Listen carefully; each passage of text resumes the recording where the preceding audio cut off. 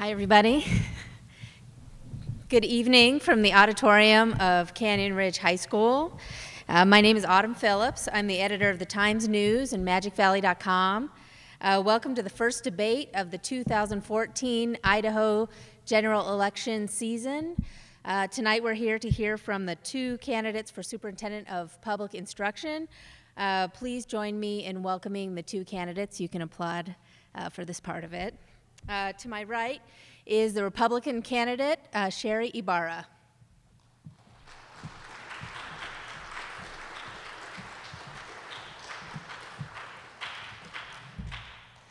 And to my left is the Democratic candidate, Jana Jones.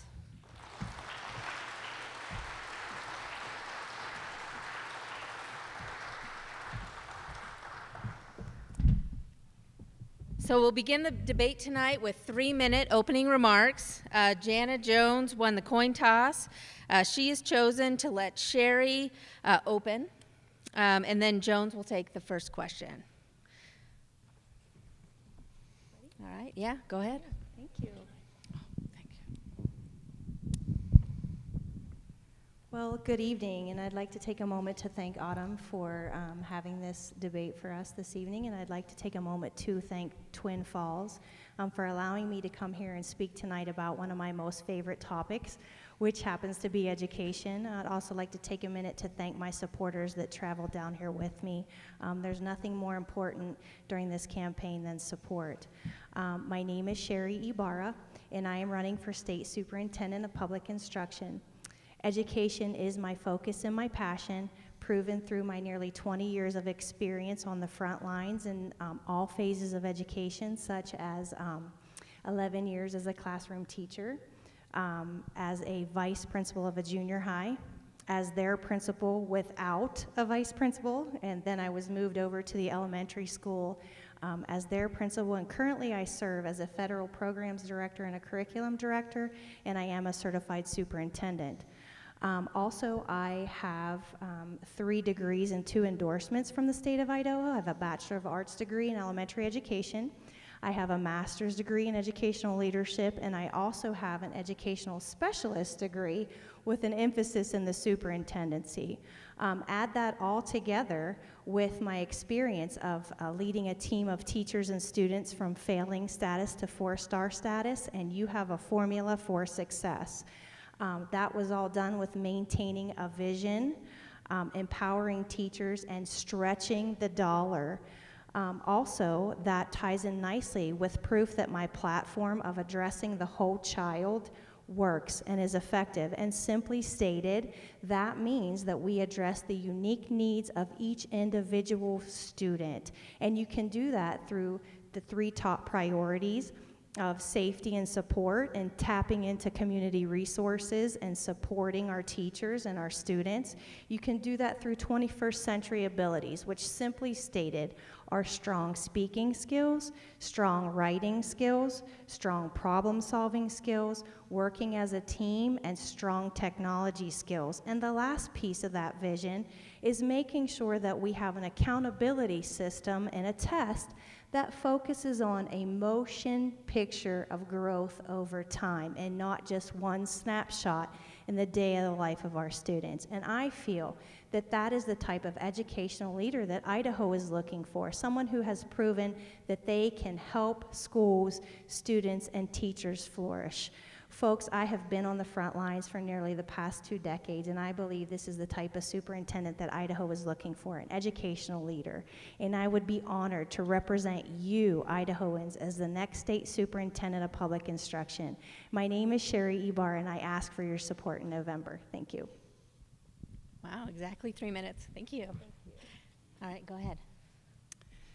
Thank you, and thank you, Autumn, for being here and for hosting this tonight, as well as Times News. And thanks to the students and staff here at Canyon Ridge High School for hosting this debate, and to Sherry for being here as well.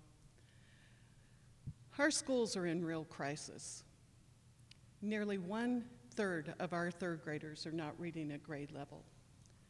And at least a half of our 8th grade students are not proficient in math and reading when they leave 8th grade. Idaho ranks near the bottom of almost every indicator of quality education. You know, we have 40 school districts, over 40 school districts, that have had to operate now on only 4 days of a school week, simply because they could not afford to keep the lights on and the buses running.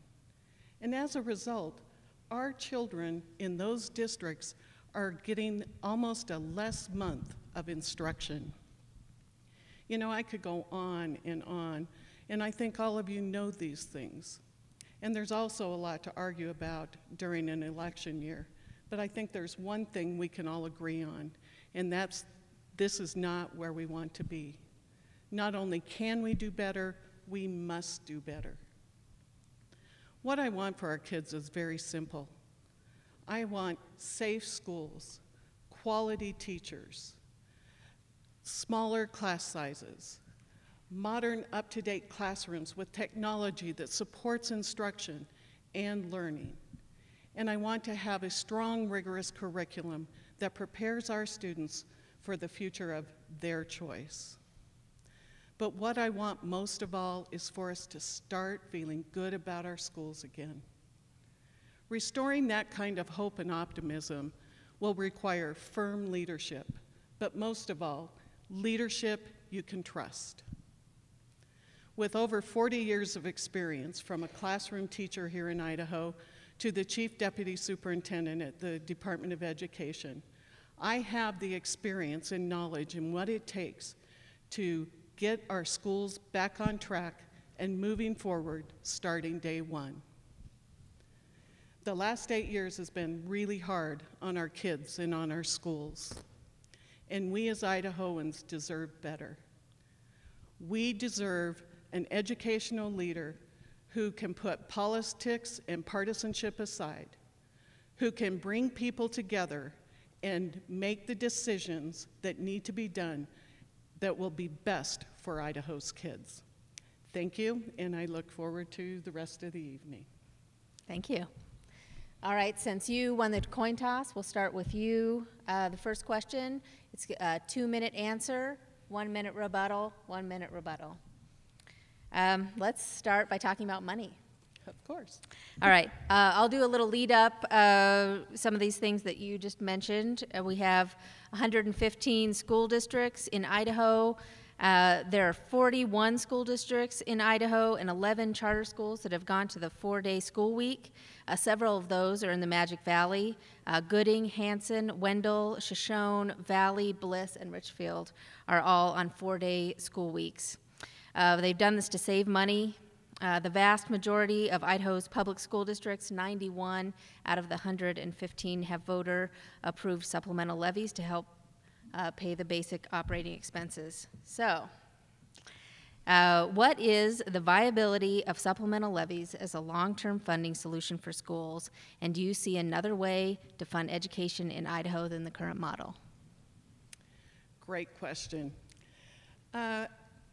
Supplemental levies have become a blessing and a curse. It was great that we had the opportunity in Idaho that school districts could pass supplemental levies. But in the past, prior to the recession, supplemental levies were used to enhance things that districts wanted to do in their districts. New programs, new textbooks, new technology, those kinds of things.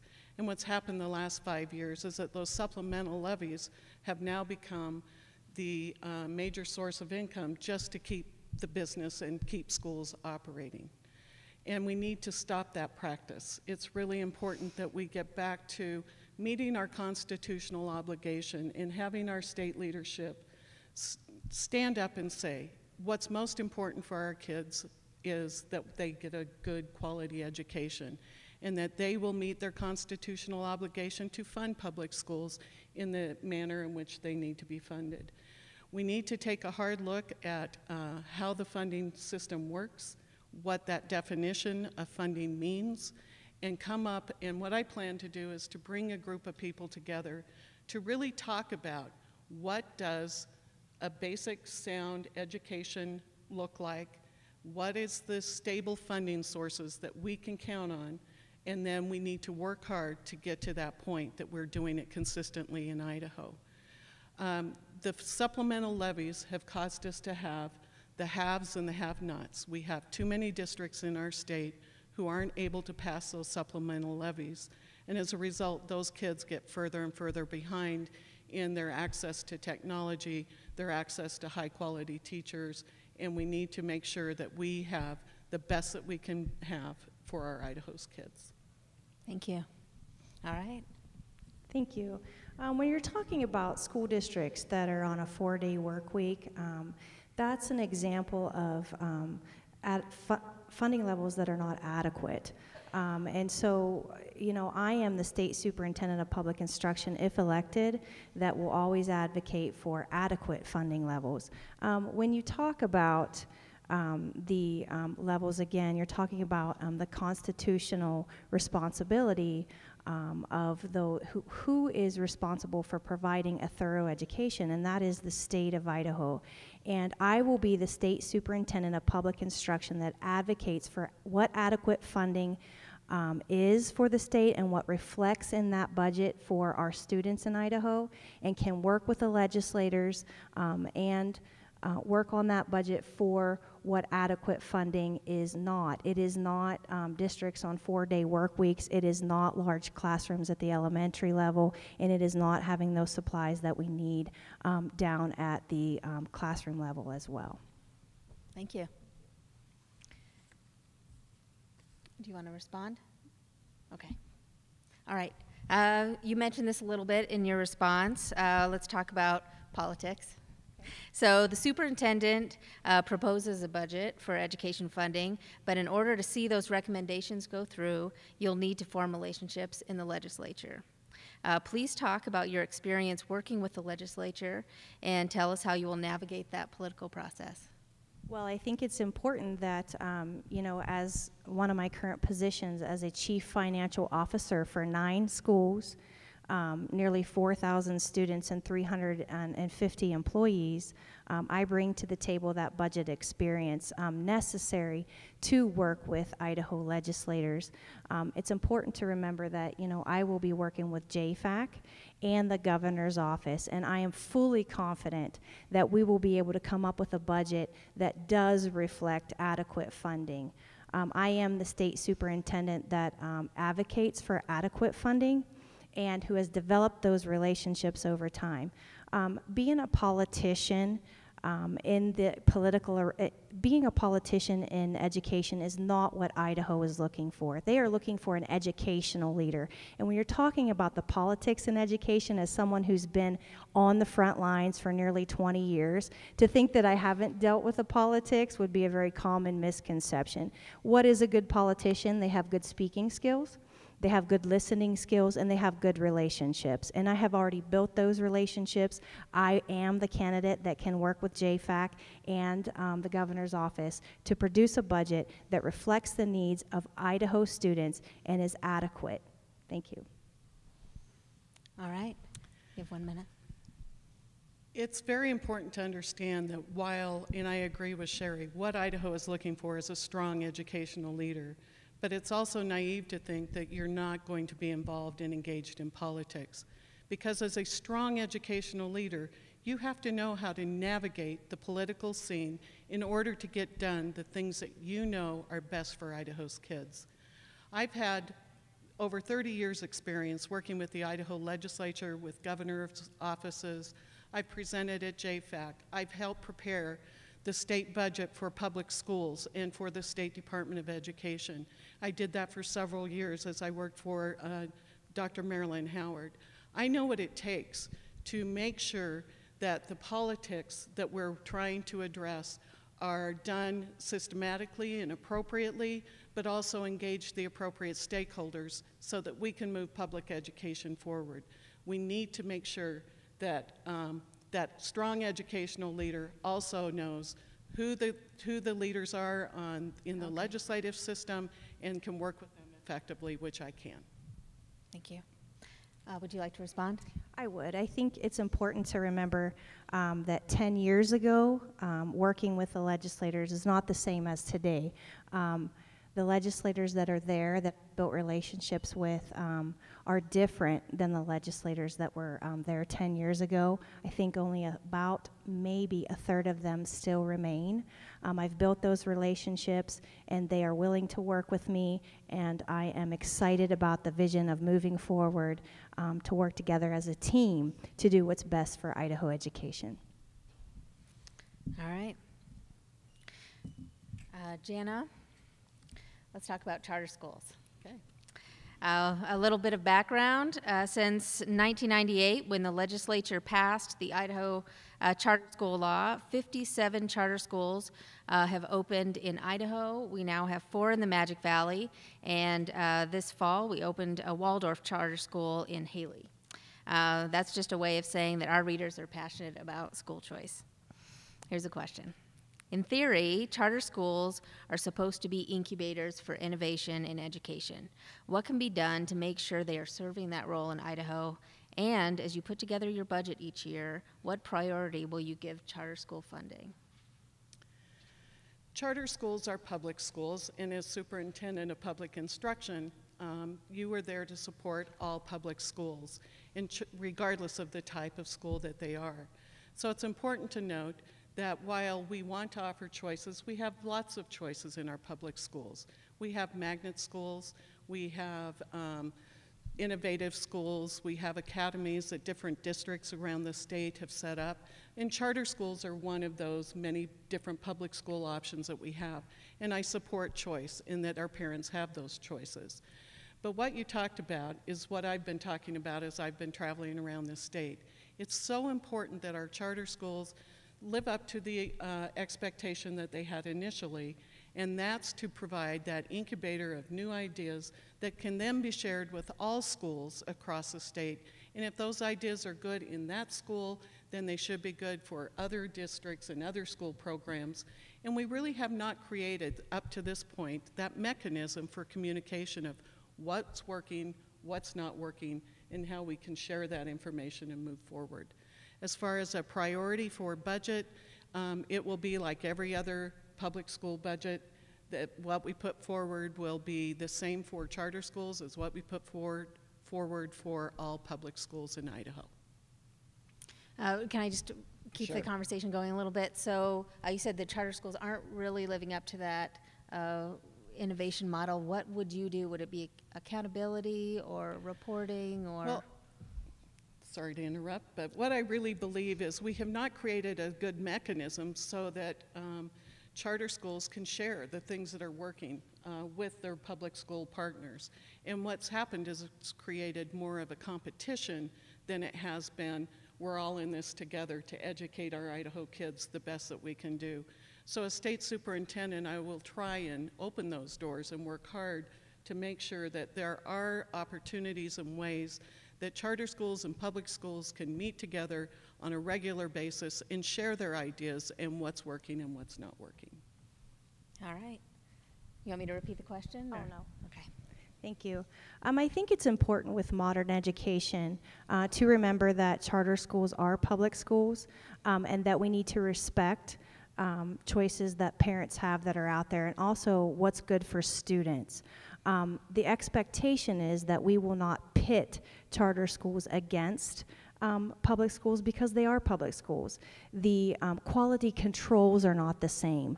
And so what we need to do is work together and respect choices in Idaho and maintain a focus on what's best for our students.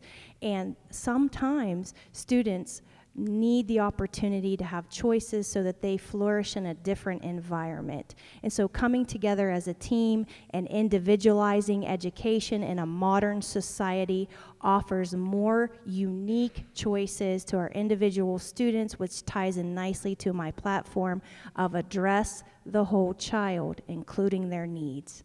Thank you.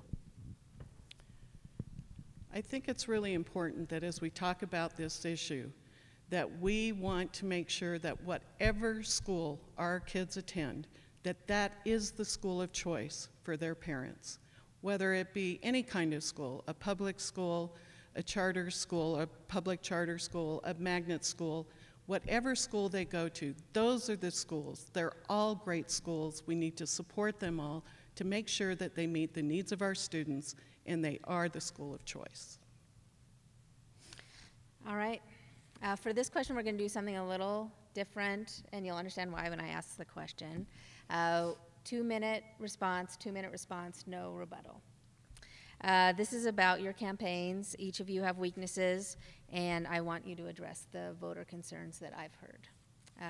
Sherry, you're first. I've heard 2 things from our readers. First, there's a concern over the accusation that you plagiarized from Jana Jones' website. That's a very serious accusation in the academic world. Second, to be blunt, readers wonder why they haven't seen or heard more from you during this campaign. They've started to ask, does she really want the job? So how do you address those concerns? Thank you for asking that question. I appreciate the opportunity to clarify and bust apart the myth. First, let's address the accusation of plagiarism. It is an accusation, and so I was shocked and surprised to learn that the language was similar on the Contact Me page of my website. But my web team on my campaign team misstepped, and as their leader, I took full responsibility for that. That's what a good leader does, and I personally reached out to my opponent and apologized for that. And so the accusation of plagiarism, it was not a thought, it was not somebody else's political stance, it was a Contact Me page, and that issue has been rectified. The campaign rhetoric, I think I've touched all 4 corners of Idaho, and it's important to remember that Idaho is not looking for the perfect campaign. They are looking for an educational leader, somebody like myself who has worked in all phases of education. And so as I'm traveling across the state of Idaho, I'm listening to them and I'm getting to events. I've been in superintendent meetings. I've been to the up north and visiting up there with folks, and I don't focus on just one particular group, and so I think, again, that's not what Idaho's looking for. They're not looking for someone who can run a perfect political campaign or has political clout. They are looking for an educational leader who is current, who has been on the front lines, who knows what can make positive changes in education. And I would be honored to represent you in that arena as the next state superintendent of public instruction. Thank you. All right. This is going to sound like I'm saying this lightly, but I'm not. We've heard 2 things from readers. First, you're a Democrat in a Republican state. This could be a serious liability, and it's a risk to vote for a Democrat if voters aren't sure you'll have the political leverage to get your budget and your ideas through the legislature. The second, we've received several letters saying that you are out of touch with current public education after more than 7 years as a consultant in the private sector. So how would you address those concerns? Well, first of all, being the state superintendent, it's real important to note that, kids don't come to our schools with little D's and R's tattooed on their foreheads. They come, and what we need to do is we use politics to get elected, but once you're elected, you're there to represent all of Idaho, including all of our kids. And we need to put those politics and partisanship aside and focus on what's best for our kids. And as a state superintendent of public instruction, even with a Democrat or the D behind my name, it's very easy for me to bring a coalition of people together, bipartisan people, people who represent the educational stakeholders, parents and businesses who will work together with me to come up with what are the things that Idaho's children need and how can we move those forward. And on those issues that we agree upon, we will then move forward to the legislature, and it won't be Jana Jones, State Superintendent of Public Instruction, standing up there as a Democrat by herself. It will be the coalition of all these strong educational stakeholders standing there together saying, we came together, we know what we want for our kids, and we all agree with these things, and this is what we're going to promote. As far as being out of touch, I am far from out of touch. Being an educational consultant for the last 8 years has given me the opportunity to see things that work well and don't work well across the country. And that opportunity then lets me come back to Idaho and continue to work with the people that I have great respect for in moving education forward. I have seen what's on the cutting edge across this country. I know what's going on in Idaho and where we have strengths and where we have issues. And I have spent the last 9 months in our public schools, in our classrooms, meeting with school boards and meeting with people to make sure that I'm fully informed about what they need. Thank you. All right, back to the original format. 2-minute answer, 1 minute, 1 minute. This one's to you. On some level, you will walk into office with a mandate already in place, the 20 recommendations from the governor's task force. So could you talk about how you feel about those recommendations and how you'll approach them? Yes, absolutely. Thank you. Those 20 recommendations from the governor's task force were put together by folks, educational leaders and business leaders who worked very hard. And we need to respect the work that they have done and their input. You know, these are things that are vital in education, and they are teamwork. And I think it's important that we just remember to prioritize those 20 recommendations. And I will work successfully with those recommendations and getting those out and down to the classroom level where that really counts. I think that that's important to go back to prioritize them in what order will get down to the classroom level the fastest and affect achievement in Idaho. Do you want to say what your priority would be? Yes, actually, if we're prioritizing those, I think at the top of the list, you would work on reading proficiency.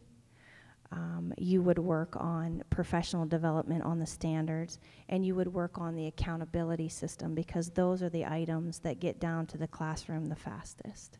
And they are the easiest to implement. They are things that we are already working on, and they are the ones that can be implemented by stretching the dollar effectively. All right, thank you. Do you want me to repeat the question? I think I've got it. Okay, thank you. I too agree with Sherry in supporting the governor's task force recommendations, because they were brought to us from a bipartisan collaborative group who said these are the things that will really move education forward in Idaho.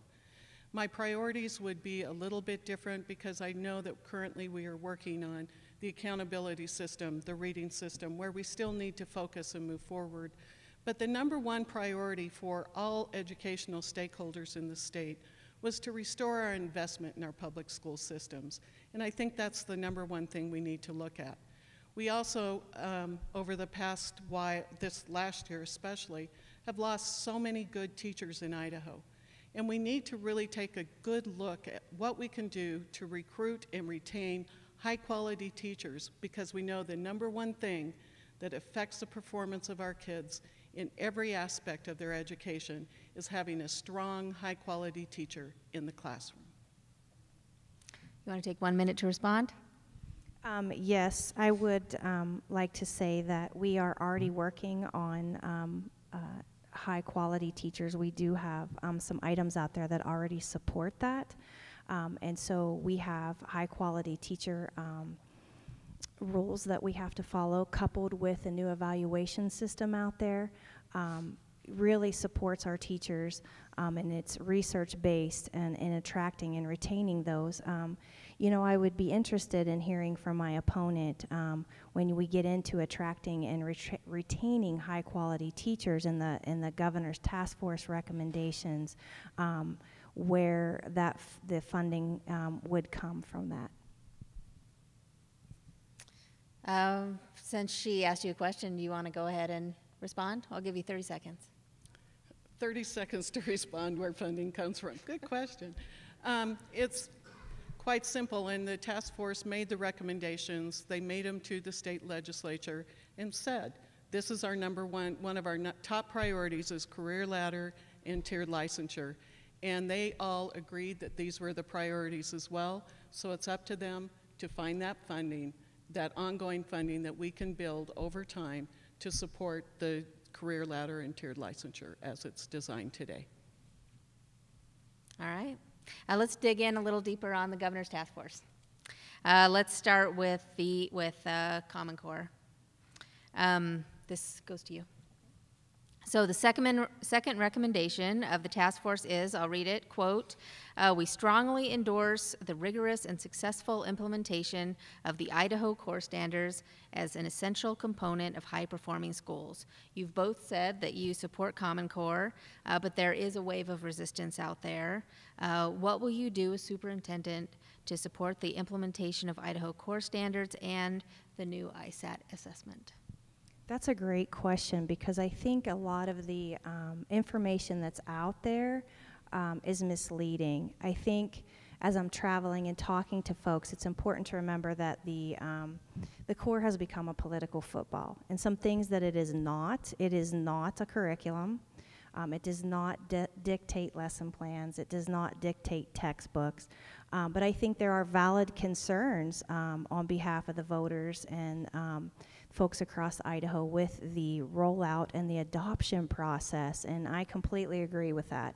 The other thing that I would like to talk about is the concerns lie more not with the standards themselves, because those are just expectations that are organized according to each grade level, and that's what we needed. However, folks are really concerned with the testing piece, and I agree with them. A test that was invented to police the standards is not in the best interest of Idaho students.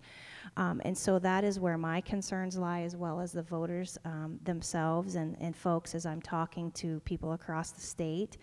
You know, it's the standards that hold us accountable, and so we need a test that takes a motion picture of growth over time.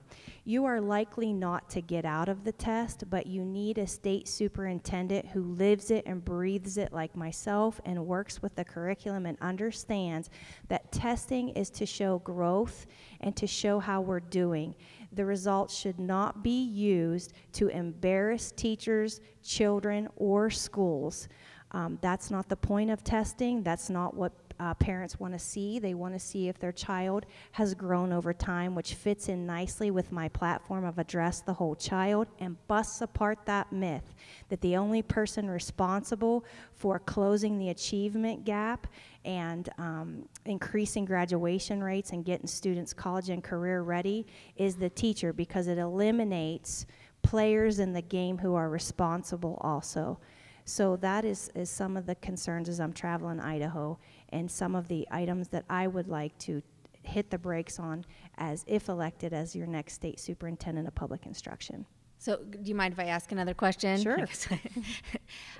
So it sounds like your concern about the assessment isn't so much the assessment itself, but the way it's messaged later?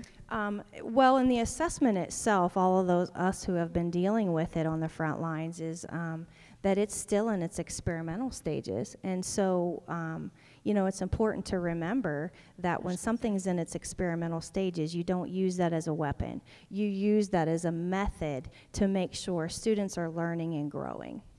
Thank you. All right. Do I get 1 minute or two? You can have a minute and 30 seconds, which I think is what she just took. Okay. Or two. Yeah. Okay, thank you. It's really important to me that we have high expectations for our students, and that's what the Idaho Corps has done. But we all know, as we've been traveling the state and talking to folks, and as you've heard and read in your papers here, that the standards themselves also need some work.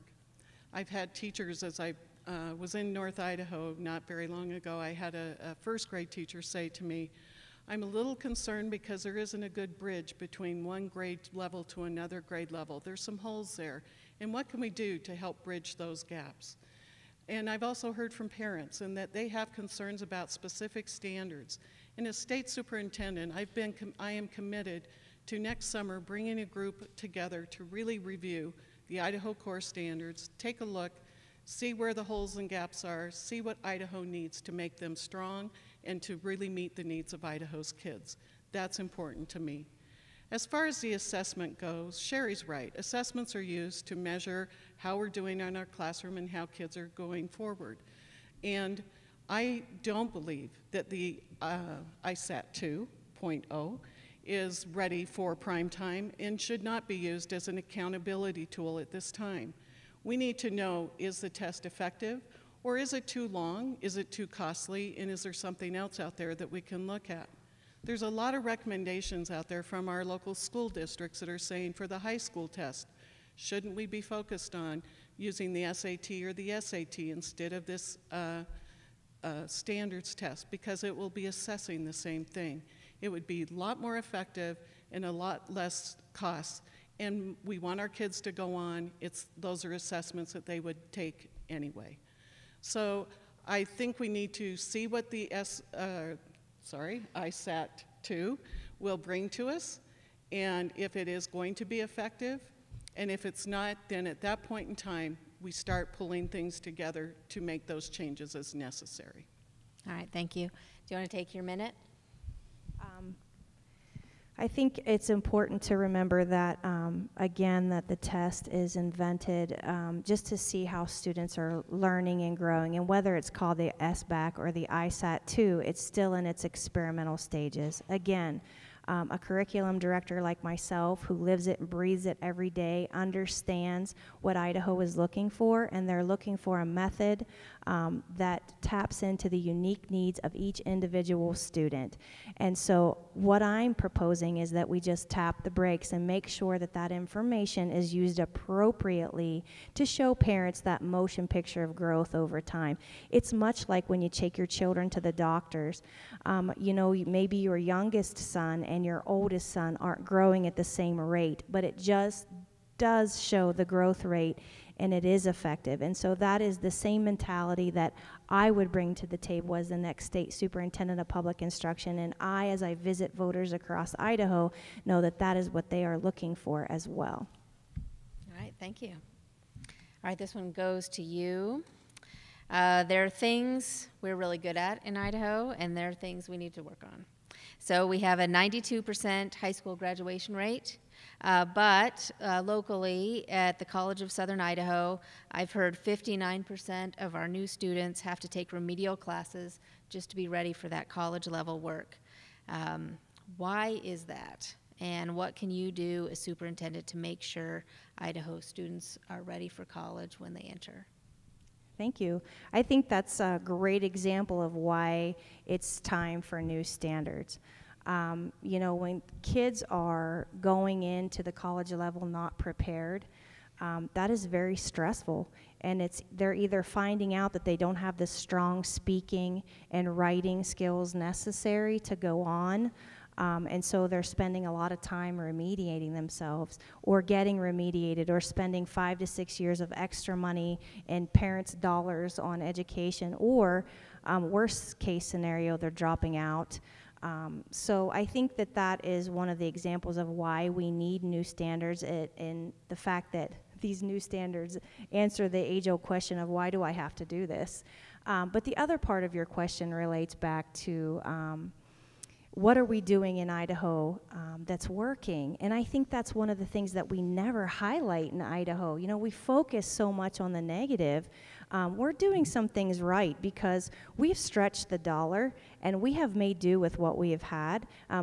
Achievement is stagnant, and we've realized that, and we're bringing on new standards. The other thing is we've increased school choice, and I respect that right of parents to you know, get into individualizing education for their student and what's best. The other thing that we've went to is the accountability method that measures growth, and I think we need to continue those discussions. And as the, if elected, as the next state superintendent of public instruction, those are the things that we need to highlight and work on together as a team. The last thing that we've done that's phenomenal is offer dual credit courses. I think I heard some family speak who had moved to Idaho recently about what a wonderful thing, it's not highlighted in Idaho, that my son can earn up to a year's worth of college credits while still in high school. So I think we need to keep that momentum going as well, and as your state superintendent of public instruction, would love to highlight the wonderful things that we are doing in Idaho. Thank you. All right. And Autumn, thanks. I believe that question was mine for the long term, but I'll go ahead and just do my minute response. It was, and I apologize. That's fine. It's real important that we have those higher expectations, and that's what the Idaho Corps has done. I was talking to a mom who had two students who graduated from high school a year apart, and both of them went on to college. And one of them, you know, similar grades, the whole thing. And one of them went, both of them went to school, and one of them required remediation. And that was really frustrating to a mom, not only because those credits don't count, but she had to pay for them, and they don't count towards that college degree, but also because she thought both of her kids were well prepared. And one of them was, and one of them didn't do as well. So it's real important that as we look at what we're doing in our schools, that we have those expectations that are very clear, that our districts and school boards and schools are working on strong curriculum to support those expectations, and that they're implementing those and teaching our kids so that they can go on and be successful, and that we don't have the remediation. And we need to have that continued dialogue with our universities so we know what those expectations are, and so that we can support our kids to be successful. Thank you. All right, do you want to respond? No, thank you. All right. Since I did screw up and I switched the order, I'll go ahead and give this question to you. Okay. I want to address something that she said about dual credit courses. Mm-hmm. So there are a lot of great things about dual credit, but then anecdotally we've heard that it's been pretty hard on kids. They feel a lot of pressure to take those courses, maybe to save their parents some money or to prove themselves. It takes a lot of additional time and effort. So do you think that accelerating students is the right approach, or are we putting too much burden on our students in order to meet our goal of 60% graduation rate by 2020? It's real important that our kids, and this is individualized. It shouldn't be that every student has to take a dual credit and every student has to have an accelerated program. It's important that each student has opportunities to participate in the programs that their high schools can offer. So if that student wants to take an accelerated program, an AP program, which is an advanced program, or a dual credit program, that all of our schools offer those opportunities to our students so that they can get those things. But we have some kids in our schools who are not going to want to take those classes. But the other thing that I would like to see us have more of, besides dual credit, is also looking at what we can do with our professional technical programs, and how those credits from our professional technical programs in our high schools can then articulate to our colleges and to our vocational schools. One of the biggest stumbling blocks that I'm hearing out there is that having our own state universities and some of the private universities in our state accepting the dual credits. And that's real discouraging to kids who think that they paid for and got a dual credit course, and then when they get to the university, that credit's not accepted. It's real important that as we move forward with this path, that we do it correctly, and that we make sure that our kids who choose to do those things have access to the courses, but then those credits then transfer and they mean something. But you know, again, it's back to having a balance of offering kids what they want to take and participate in, but not forcing all kids to take advanced courses if they're not ready or they don't have that desire. All right, you want to respond? Yes, thank you. I think that dual credit courses are a fine example of individualizing education and choices in education. That's how we're going to move into a modern vision of education. I have not heard across the state of Idaho as I'm traveling with voters that we are over challenging our students. Matter of fact, I've heard the exact opposite of we are not challenging them enough to meet the expectations. Again, I think it's important to focus on the needs of the whole child. Each child is different. And so again, when you go back to choices, when you go back to things like dual credit, and you go back to customizing and choices, that's where you're going to get into keeping kids' interest, keeping them in school, and being supportive of the choices that they're making and helping them to make those choices down a path for a career. So that's the job of the state superintendent, to make sure that we are offering those support systems and individualizing education and showing local school districts how they can offer those choices to their students. Do you want to take a minute? Sure. It's real important to note that as our kids are out there, and what we've been doing in public education for as long as I've been in public education, have been addressing the needs of the child, all parts of the child. And that to say that that hasn't been occurring is really a misnomer, because I really see that, and I see people who are here in the audience too, that work every day really hard for some of our most vulnerable kids to make sure that all of their needs are being met. And that happens across the board in every classroom, every single day. Our teachers are focused on those kids, their well-being as much as their academic performance. So it's important that all kids have access to the things that they need to be successful in our schools and to be able to move forward into their after high school life and be as successful as possible out there. All right, thank you. Okay, we're back on track. Okay. Why don't we talk about guns? So after the school shooting in Connecticut, there was a lot of talk in Idaho during the legislative session about arming teachers and bus drivers. What is your opinion of arming teachers or employees as part of a school safety plan? Well, school safety, I think, is one of our top priorities for our families, for our teachers, everyone who's in our schools. And it's something that I know the state has focused on and had a task force that addressed school safety that came up with a number of recommendations that I support many of those recommendations. However, you know, I'm an Idahoan, and my husband and I both have guns, and we hunt, and we've done those things. And I really do support our Second Amendment rights. But when it comes to having guns in schools, it's not something that I see as being necessary and not something that I could get behind as State Superintendent of Public Instruction. All right, thank you. Do you want to respond? Yes. Safety and support is part of one of my platforms for education in Idaho, but I think it starts with good planning and having your staff aware of that process and being up to date with preventative measures. I think having guns on teachers and school bus drivers is trying to cure a problem that doesn't exist. So I'm going to have to side with law enforcement on the fact that kids get their hands on everything. And if they know that weapons are in school, they're liable not to feel safe, and that's the exact opposite of the message that we would like to send. I think it's important to remember that planning is the effective measure, and we all want our students to feel safe, me included.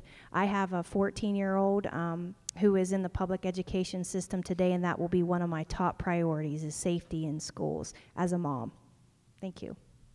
Do you want to respond, or can I have a No, minute? No, I think okay. We've said it. that. We've covered We've that covered topic. that. All right. Let's talk about literacy and our youngest students. So the third recommendation of, excuse me, this is for you, I'm getting it right. The third recommendation of the governor's task force is literacy. They recommend, quote, students demonstrate mastery of literacy before moving on to significant content learning. But in Idaho, 67% of fourth graders were below proficient in reading in 2013. That seems like an incredibly high number. What will you do to improve Idaho's literacy rate, and is preschool on the table? Well, thank you for that question, because that is one of the items that I prioritized that needs to move to the top. I think that begins early, and so when you address literacy as a curriculum director, you have programs in place that address that early on in K through 2 before that student actually gets to third grade, because we all know as parents, as educators, that closing that gap, the wider it gets, the harder it is. And actually literacy begins before your child enters school, and tapping into resources in the community such as libraries, taking students in the summertime to those programs, encouraging just that the message out there that you need to start that process before children get into school, and just get up in my lap and read a book. you know, having conversations with students. We all know that the developmental stage is between the ages of 3 to 5, and that's the most critical piece, and then that leads actually into preschool. There's research out there that states every dollar that you invest is an $18 return. However, when we mandate something like that, we know that doesn't work out in our best interest. The opportunity needs to be there. And I always use the example of my own son, who was not ready for kindergarten at 5 years old. I would not have been a very happy parent had that have been mandated on my family and encroached upon my right as a parent to hold my own son out. I am an educator and I know how to address that. But again, there are families out there who need that opportunity to close that gap. And you can tap into resources in the community. You can tap into pilot programs for that. And once you have that solid research, there will be no way around addressing that. All right. Literacy is absolutely essential to the success of any of us, and it's something that should be our very top priority in schools, especially in our early grades. It's something that when I was at the Department of Ed, it was a focus that we worked on very hard in trying to promote, improve, and move literacy forward. I know the task force is working right now to reevaluate what's happened the last 8 years to the literacy programs here in Idaho, because they have continued to go down and we need to see improvement. As a family member and having, you know, struggled as a reader myself when I was very young, knowing the importance of having good, high-quality teachers, good intervention programs starting at a very young age level, not waiting till a child fails, but starting immediately when we start to see any slippage is the best thing we can do to start addressing those literacy needs. And then making sure that all of our school districts offer those intervention programs that are well tested and researched and yield good results for our kids. Can I take a few more seconds? So is preschool something that you would discuss, or is that? Well, preschool is something that's near and dear to my heart because I owned and operated and did early childhood programs for a long time. And I know what a difference having a strong early childhood program where that language development takes place. And that's the key to early literacy, is that strong language development and having the opportunities to interact.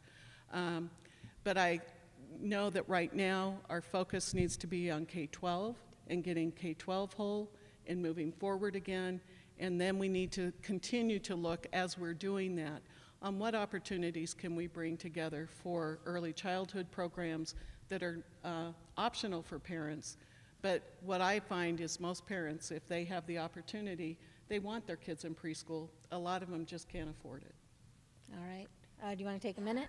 No, thank you. Okay. Jana, this one's for you. How are we doing on time? We're doing fine. All right. Let's talk about two things. Do you support the tiered licensure and the career ladder ideas being discussed for teacher compensation? If not, could you provide an example of states that are doing it right? One of our top recommendations that came out of the governor's task force was tiered licensure and career ladder, and we've had a small committee, or a committee that's been working on it over the summer, and they have put forward some proposed rules that this committee has taken to the State Board of Ed to be considered by the legislature. And most recently, since school started and after those rules have come out, and as I've been talking to principals and superintendents and teachers and you know, people who are engaged in working on those systems, there's a lot of misinformation out there, but there's also a lot of real legitimate concerns. And I think it's real important that at this time, rather than trying to push something forward that not everybody can get on board with and can agree to, that we take the time to correct the misinformation or, you know, correct the issues that have been addressed and are being addressed, and that we slow this down and we do it right to begin with. Like I said earlier, I think it's so critical that we find ways to support and to encourage our teachers to be the best that they can be. And we do have the evaluation system now in place that looks at professional development opportunities and looks at those strengths and weaknesses of teachers and lets them grow. And when we take those evaluations and then use them as an accountability tool against them, I think we lose the meaningfulness of how we can use those evaluations to be effective in having our teachers be honest and open and address what they need. So I think we need to slow down. I think we need to take a hard look, but we need to continue down that path. We can't let it go. Our teachers need to be able to support themselves and have a strong livable wage and want to stay in Idaho, want to teach in Idaho, and want to make it a career here. All right. Your response? Yes. There's research out there that there is nothing more important than a high-quality teacher in every single classroom in Idaho. Tiered licensure is a step in the right direction. I think it's important to remember that we need to maintain a positive message with that, and we need to attract teachers based on the fact that we offer a positive working environment and supportive environment, and that the evaluation models that we have in place now, like I discussed earlier, we already have high quality teacher requirements in Idaho. We already have a top of the line evaluation model that we just adopted called the Danielson model, and you put those two together and you do have an effective method for evaluating our educators. I think we just need to slow down and make sure that the message that we send in Idaho is join Idaho's vibrant team of professionals, because we offer positive working environments and wonderful supports. All right. You want to take a minute? No? I think that's good. All right. Let's talk about Tom Luna. This goes to you. How do you see the role of the superintendent, and how would your administration differ from Tom Luna's 8 years in office? You know, I think it's important to remember that our current leader is not running for state superintendent of public instruction that I am. So our leadership styles are completely different, although I respect his position and what he thought he had to do for education in Idaho. The job of the state superintendent is to work with the State Board of Education in getting policies out to that 115 school districts in Idaho, and also to effectively work with the legislators in creating a high-quality educational system for Idaho students. My leadership abilities have already been proven effective. My platform of addressing the whole child has already been proven effective. And I think that that already proves that I will take a completely different approach in leadership in Idaho. I think we need to get back to communicating effectively and changing the culture. And changing the culture means being an effective leader and bringing everybody to the table and doing what's best and maintaining a focus on educational leadership and always being a tireless advocate for education, because I have nearly 250,000 reasons in grades K through 12 to be an educational leader. And I think that's what Idaho is looking for in the next state superintendent of public instruction. All right. Want to respond? Idaho is looking for a strong educational leader. It's absolutely critical that we have someone who is in this office who understands education, understands what goes on every day, and has a perspective of all the different types of districts that we have in Idaho. I've had the opportunity to work and be in almost every single district in Idaho, and I'll say the only one I haven't been to is Three Creek, because a boulder rolled in the road the day I was going. But I can tell you that when you look at a district the size of Three Creek versus the Boise versus Bonners Ferry, their needs and what they need to be successful is very, very different. And as state superintendent, as an educational leader, I know what it takes to bring people together to address those individual needs, not do a one-size-fits-all approach that our current administrator does, as well as you know, bringing folks together to make those decisions that are best for our kids and moving forward. Boy, that went fast. All right. Do you want to take a minute? No. Okay, all right. This is going to be our last question, and then we'll have closing remarks. This goes to you. In preparation for taking this job, have you looked through the State Department of Education's budget, and are there places to cut or restructure? I have looked at the State Department's proposed budget and the current budget, and there are areas in the department that, not just with budget, but with the way it is structured and the program, that we really need to take a hard look at how we can get educators back into the department and have an Department of Education that really supports our public schools and is a service to our public schools rather than just a compliance entity in which it's become. So as state superintendent, we'll look at those budgets and see where the strengths are in the budget, where there's areas to be cut. Right now I can't give you a specific of what should be cut. We also need to take a look at contracting and what's been going on with contracting through the state budget and how that really affects the bottom line. My priority is to make sure that the department is as effective and as efficient as it can be, but also as that support and service organizations for our school districts. But if there's excess in that budget, then that budget should be going to our public school kids and to our districts so that they can make the decisions that are best for kids there and not hold money at the department level that that a superintendent, doles out in pilot projects or that sort of thing. All right. Want to take a minute? Thank you.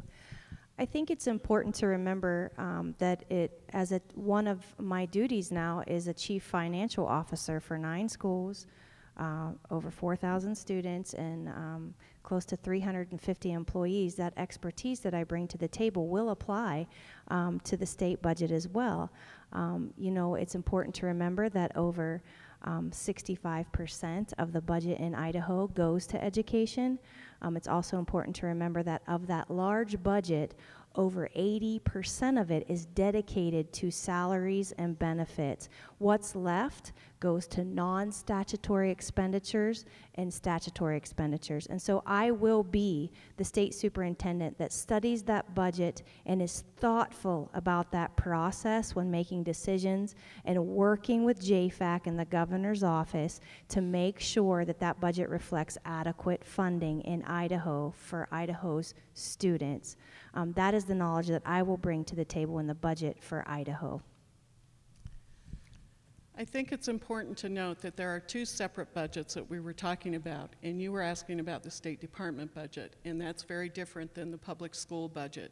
The State Department budget runs the department, and having been the Chief Deputy Superintendent in the Department of Education, I have helped develop that budget, implement the budget, same with the public school budget. It's important that the state superintendent and who's going to be there understands the differences, knows what needs to be done to put a budget together and to make sure that you meet your constitutional duties. And so as a state superintendent with that kind of background and experience that I've had, not at a local level only, but doing it for all districts in Idaho, doing the public school budget as well as the department budget, I know what it's going to take to move us forward. All right. Thank you. For Jana was the winner of the coin toss. We have 2-minute closing remarks. So Sherry goes first, and then you can close us out. Thank you. I'd like to extend my thank you to Twin Falls for their hospitality and inviting me down here this evening to talk about, again, one of my favorite subjects, which happens to be education. You really do have a stark difference in choices and candidates for this position. I have been on the front lines of education for nearly 20 years. I am down on the arena floor with my sleeves rolled up, earning the respect of my teammates. Folks, education is not a sideline sport. You cannot sit up in the balcony and look down and then join the team later. I have not taken a break from education in the last 10 years. I have been walking in the shoes of educators, parents, taxpayers, and know exactly what's going on. I am a conservative leader who has proven that she can stretch the dollar, maintain a vision, and empower teachers to make students successful in Idaho. I have the enthusiasm, the energy, and the skill set. I am in the prime of my career. I am an educational leader, and I know that that is what Idaho is looking for in the next state superintendent of public instruction. I would be honored, folks, to represent you, Idaho, as the next state superintendent of public instruction. My name is Sherry Ibarra, and I ask you for your support in November, and God bless you all. All right. Go ahead. Again, thank you so much for this opportunity of being here. It's been a really enlightening and great evening for me. You know, we only get one chance to really educate our kids, and we owe it to them to get it right. As we look at these things, we have to understand that education is not just a Democratic value or a Republican one, but it's a strong value that we hold here in Idaho. And I really believe strongly in the greatness of Idaho. And I believe we can rebuild an educational system that will be worthy of it. What we want and what we need are schools that our parents can feel good about sending their kids to. We want to have schools that our communities are proud of. We want schools that our taxpayers feel like are a great investment. And we want schools where we know our kids are getting the skills and knowledge that they need to be successful in whatever career path they choose. Now, there's a lot of work to do as a state superintendent of public instruction. Vital programs have been cut, budgets have been cut. We've lost local control. Our classrooms are overcrowded. There's so much work that needs to be done, and what we need is a strong educator and strong educational leader who can put partisanship and politics aside and bring the people together to do what's best for our kids. I am that strong leader. With 40 years of experience, I know what it takes to move Idaho forward again and to do what's best for Idaho's kids and families, to support our staffs and our schools and make sure that things happen. As your next state superintendent, can I finish? You can finish your sentence. Okay. I pledge, as the next state superintendent, I pledge to be the strong advocate for Idaho's kids and for their classrooms, to trust your local school board members to do what's right and make right decisions for kids, and to be that kind of leader that you're looking for, that will be open, that will listen, that will provide transparency and accountability to the State Department of Education. All right. And I'm Janet Jones.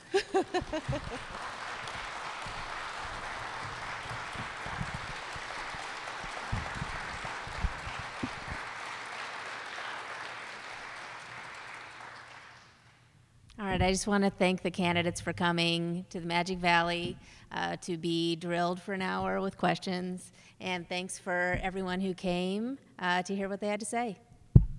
Thank you. All right. Thank you so much. Thank you, Sherry. Nice to see you.